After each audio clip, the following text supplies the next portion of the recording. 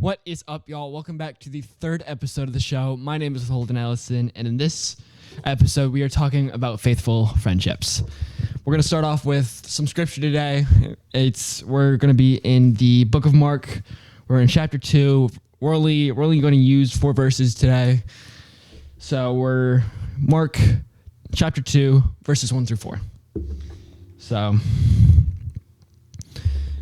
I'm in CSB like always. If you have a Bible, go grab it, pause this. And if you're on the Bible app, watch this on something else. I don't know. Figure it out. Y'all are grown people. Figure this out. Chapter 2, Mark chapter 2, verse 1 through 4. When he entered Capernaum, again after some days, it was reported that he was at home. So many people gathered around together that there was no more room, not even in the doorway. And he was speaking the word to them. They came to him bringing a paraplegic, carried by 4 of them. Since they were not able to bring him to Jesus because of the crowd, they removed the roof above him, and after digging through it, they lowered the mat in which the paraplegic was laying. Jesus arrives to this town and is sat in this home, and people start to figure out that he's in this house. So people start gathering, these hundreds of people start gathering in this house. So if you think like a neighborhood, like a residential neighborhood, there's hundreds of people in Jesus' lawn. So there's no way to get into this house without pushing through this crowd of people. So these friends bring their paraplegic friend, their friend who cannot walk, and they break into the roof of this house that Jesus is in, and they break through it, and they lower this friend onto a mat. And it's a great representation of a faithful friendship, because it's they're doing everything they can to help their friend. So, if we're going off of personal examples of myself, some of the best friendships I have is with some of my guys I've met at church, and it's they are some of the most well-rounded. They're not perfect. I mean, don't get me wrong, they're not perfect, but they are some of the most well-rounded, most knowledgeable people that I know, and it's they're always inviting me to church services at different churches and Bible studies in coffee shops. I was supposed to go to a Bible study last night with them, but I just never ended up going. So they are some of the most well-rounded guys. I know, it's still recording. My camera's freaking out on us again. Yeah, it's still recording. Trying a new camera setup today. So, but youth guys, they're some of the most knowledgeable people I know on this topic, and it's I'm trying to. We're 2 of them are going to be on an episode soon. That's exciting. So we're currently planning that out. So I have to figure out how to fit 3 people in this camera frame. But it's they're insane, man. I love them. No homo. I don't have socks on. I love them. No homo though. There's one. I'm trying to get him on an episode. I've talked to him a little bit about it, but there's one. I've had some insane conversations with him. Revelations, the world ending, that whole thing, and just relationships in whole, friendship relationships, relationship relationships.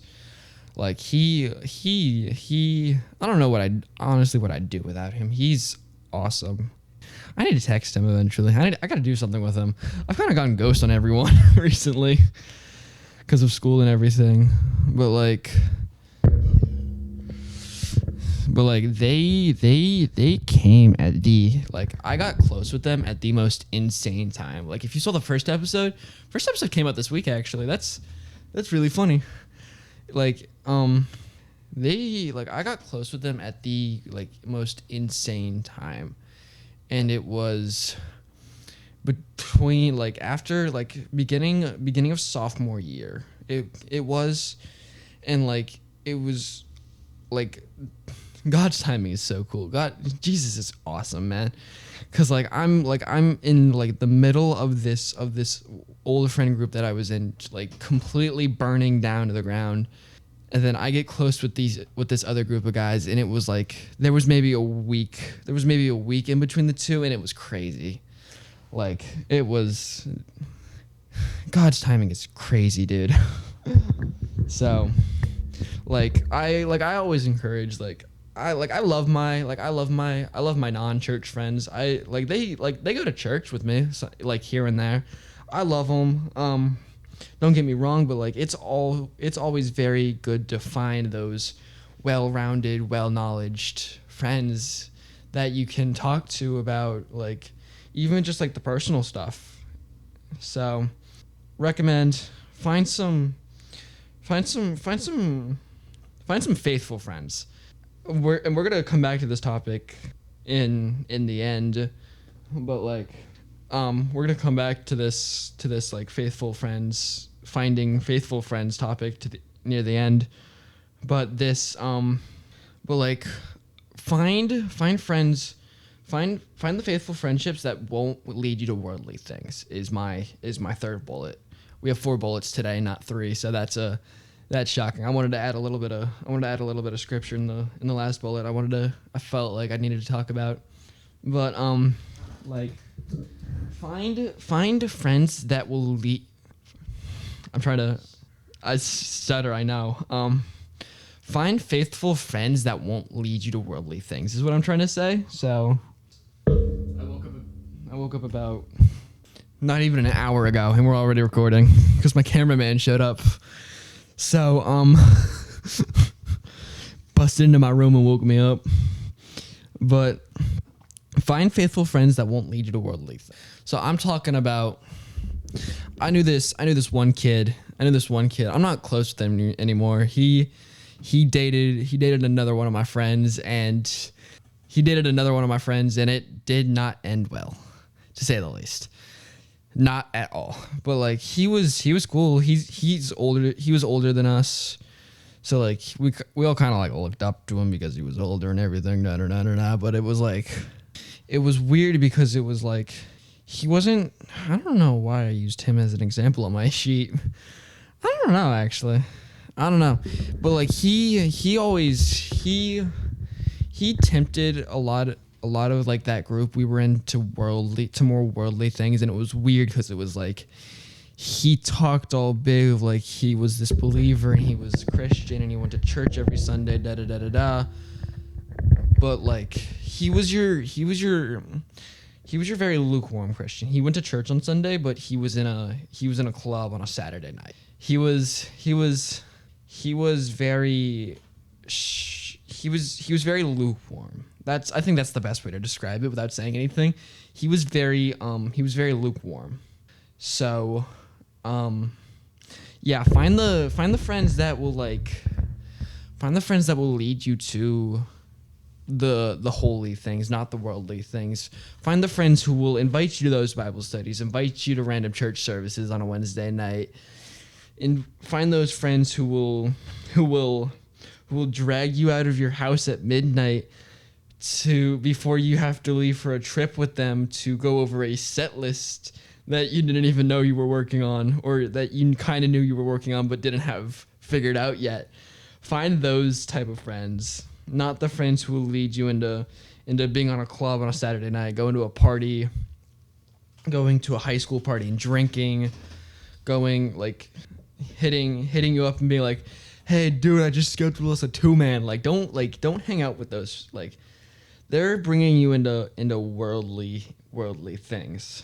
Last like overall point I felt like I needed to talk about before faithful friendships, make sure that they're Christian and not the lukewarm Christian. And what I mean like that is, I knew this person, and I put so much trust into them. I thought like it was, thinking back on it, it was insane, because like we were so close. I'm thinking back on that, like, thinking back on it, it was, though there was 8 months that were insane. The last 2 were not, but those 8 months were crazy. And I put so much trust into them, and it was weird, because it was like I put so much trust into them, but it just turned, like, one thing would go bad, and it would just be like the stuff I told them would be used against me. And it was like, the point I'm getting to here is, give it time. Like, if you meet, like, if you're watching this on like a Sunday, or like this comes out on Wednesday, or like on a Wednesday night, and you go to a church service, don't spill, I'm a very strong advocate for like talking, like confessing stuff, and like talking about stuff in like a church service or like a small group. But like, if you're really trying to trust someone one-on-one, give it time, because people are mean. People suck. So like, if you're really trying to get close with someone, make sure they're not a lukewarm Christian, and make sure you can trust them, and that they're not going to use like what you tell them against you, and like use like I had one more thing to say, and like I don't know, I'm not going to say that actually, but like find the actual lukewarm, find the actual Christians, not the lukewarm ones. And faithful friendships, we're gonna wrap it up here. Find the faithful friendships in life. It'll help you a lot. Mine have dug me out of some deep holes, guys. I know a couple of them are watching right now. Y'all have dug me out of some deep holes, man.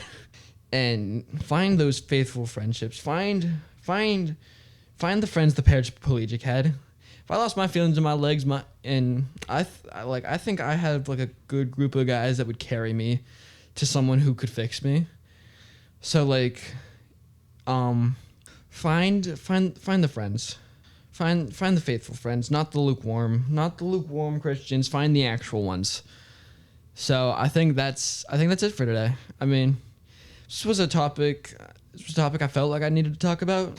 It's a good topic. I mean, it's a good topic. I didn't have much planned for it. I was just kind of trying to go off the dome here, but y'all have a great rest of your evening. Drink water, fix your posture. I see you. You're slouched right now. Fix your posture, drink water, take your daily medications if you haven't already, and have a great rest of your day. God bless.